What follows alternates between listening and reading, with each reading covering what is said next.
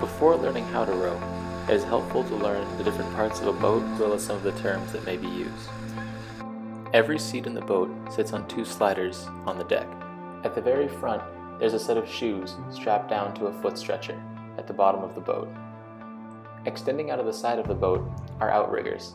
At the very end, there's an oarlock, which holds the oar in place while rowing.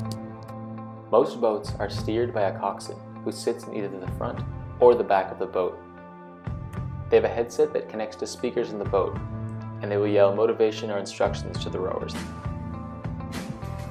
The Roger Williams rowing team launches from Herreshoff Marine Museum and rows in Bristol Harbor.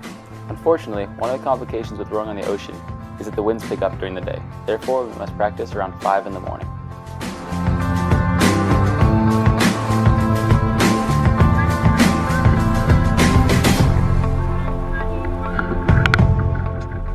The boats are kept in racks and must be brought down to the water by the rowers.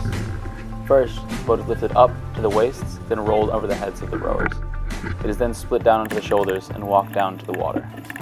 We currently do not have a functioning dock, and therefore the rowers must walk the boat into the water. It is brought up over the heads and rolled down to waists, and then placed into the bay. The oars are then brought down and placed into the outriggers of the boat. To start, you must sit at the finish. This is when the legs are fully extended and the back is straight. The arms are pulled into the chest. To begin the stroke, you row arms only. The arms extend straight out and then are pulled into the bottom rib. The oar needs to be pulled straight in. If not, it can unset the boat.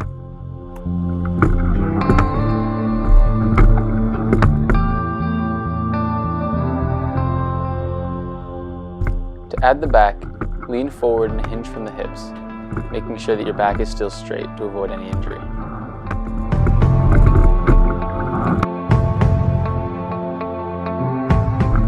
The majority of the power from the stroke comes from the legs.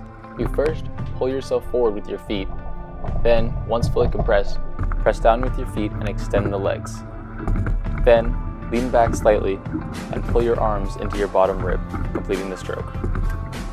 Ideally, everyone in the boat pulls their oar in at the same height. This keeps the boat much more set and prevents it from rocking back and forth. Unfortunately, on the day that this was recorded, there were high winds and therefore the waves were very bad. This made it very difficult to keep the boat set.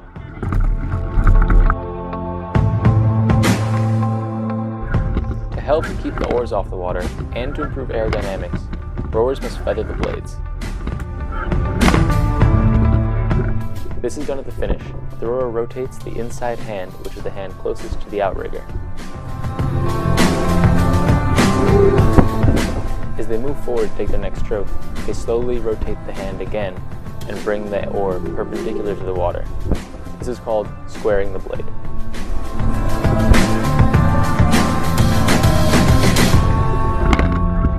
When rowing together, the goal is to square the blade at the same time as the person in front of you.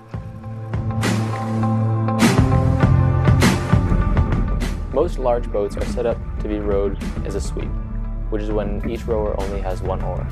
However, many small boats are set up for sculling, which is when the rower has 2 oars. The basic form remains the same.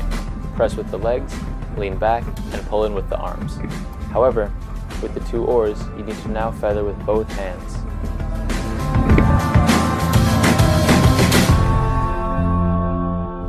All of your training leads up to races. Standard races have all the rowers in separate lanes, all racing at the same time. The standard course distance is 2,000 meters.